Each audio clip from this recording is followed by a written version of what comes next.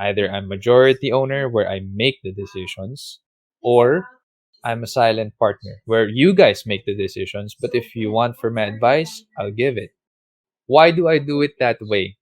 Because it's hard when you have a lot of heads making decisions. So, pag marami yung ulo, hindi na tao ang tawag doon. Tawag doon monster.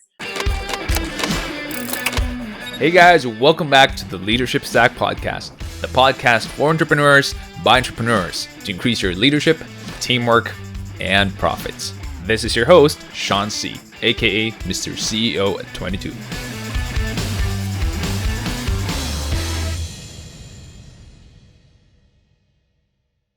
Question from Gab. Hi, Sean.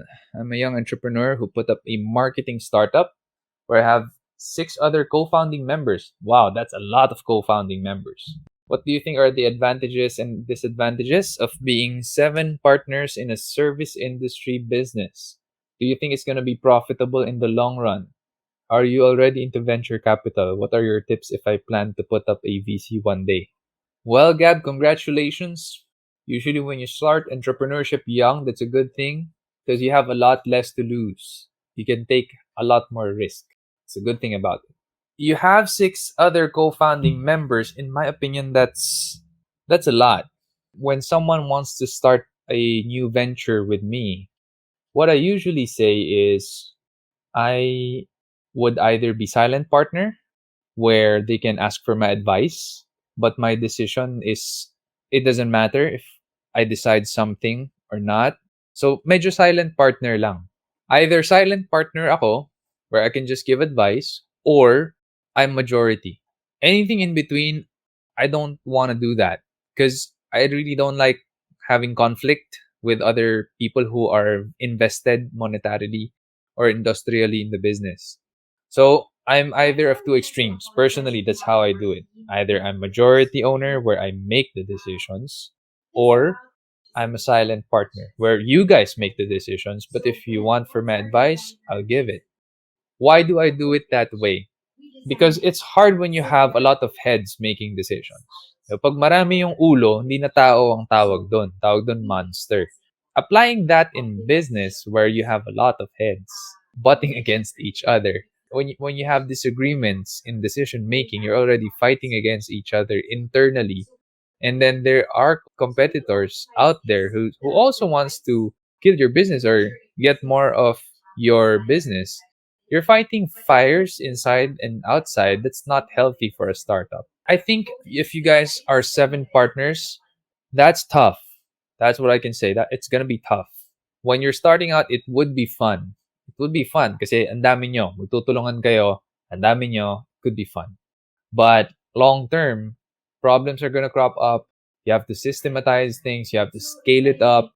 You may have to have other rounds of funding in there. It's gonna be tough. That's what I can say.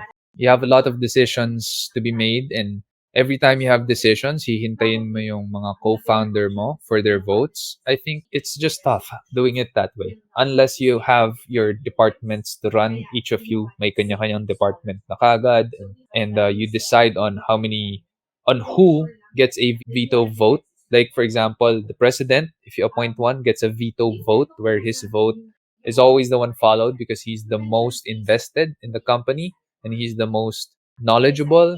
He makes really good decisions, or she makes really good decisions, or you just trust her a lot. Then you give her the veto vote. So whatever the decision he or she makes, yun na yun. Then I think that could work better. If you don't have anything like that and you always have to wait for everyone to vote, it's gonna slow your startup down.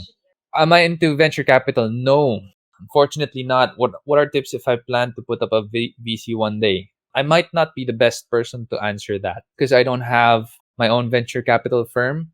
If you have your own VC firm, that's going to be a lot of money. We're talking about billions of pesos. That's because if you're a VC, you should be able to entertain a lot of companies going to you for funding, and you should be able to pool also funds from different sources, banks, other investment companies, angel investors. You should have the ability to pool those funds, and they should trust you enough that you could invest their funds somewhere in a startup or in a company that's already having traction, sales, user signups, etc. So I haven't done that yet. Maybe someday, I don't know. But I'm not sure if that's for me though. I like investing. It's just that I don't like being the one investing other people's money. I think that's too much responsibility. I also don't take on venture capital for my businesses, and that's because usually venture capital firms want to enter with a vote and a decision. They would push you and drive you to perform more, more, more. And that's going to be more and more and more stress for the CEO and founder or the president. And since my purpose in starting my businesses is to have more freedom with my time so that I can spend it more on family or things I want to do, that's my North Star. That's why I started business. If I take on VC funding, that's going to be gone. Because even if I have a lot more money to grow the business and fund it and recapitalize it, but I have VCs breathing down my neck, it's not a trade that I'm willing to make. Because I started with a time freedom goal. I would rather have more time than more money or a bigger company. That's why I don't get VCs. Another question from M. We have a 2.5 million solar project and na-award na sa amin yung project. We won the bidding pero nag-back out yung main financer namin. Naapektuhan ng bagyo. May kilala ka po ba na organizations or groups na nagfa-finance ng mga projects? Just asking lang po. If wala, ano po kayang best move and right place to look for investors? Yeah, I know some people who might want to invest and finance your project, but you have to make sure that you have the right pitch deck. So you have to show these connections of mine that your project actually makes good financial sense. And the returns that they would be looking at versus the time that it would be returned to them is very important. So I'll give you an example. There are some investors who make 12 to 20% per annum. That means 1% or more per month. So if this investment opportunity you have with your 2.5 million solar project will yield less than 1% per month for them, they're probably not going to invest there. So I'm also a person who's looking for that kind of yield, 1% or more per month. My eToro portfolio is definitely making more than 1% per month. So if I'm going to invest in your project, it has to yield me more than 1% per month. Otherwise, it doesn't make sense. I'll just put it on some other investment. So you have to make sure that you're ready with your pitch deck and you're going to show them exactly how this project is going to make money, how much money it's going to make as a profit, how it's going to be split, how you're going to be returning the money, how they're going to be paid back the money. Back deposit, check, PDC ba yan? So there are those things that's going to be questions in the investor's head. And you have to be ready to answer that better if you already present it in the pitch deck. That is my opinion. It would be best if you present it sa pitch deck itself. That way, mukhang ready ka naman sa panliligaw ng investors. Because it's hard to ask for investments. It is. Because you're going to be held accountable for that money. And you have to have a well laid out plan for everything already. So I told you what I'm looking for if someone's going to ask me for money for an investment opportunity. I look for more than 1% per month. I look for everything clean. Paano mo mababalik yung pera, etc. So yeah, I can connect you, but you have to prepare for that presentation.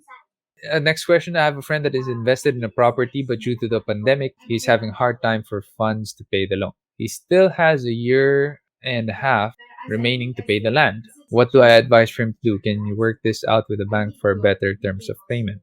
A better payment term can only work if you're making money, if you have positive income, if you have more things coming in than going out. So if you don't establish a positive income, even if you work for better terms of payment, that's not going to help. If he or she doesn't have positive income, I suggest that that's the first thing that he should do. So find good work or start a business that can work during the pandemic. Then see if you still need better payment terms. If you do, definitely negotiate it with the bank. They may increase the interest for a longer term, but if that's what's gonna work, instead of them for closing or grabbing the land, then you have to do what you have to do.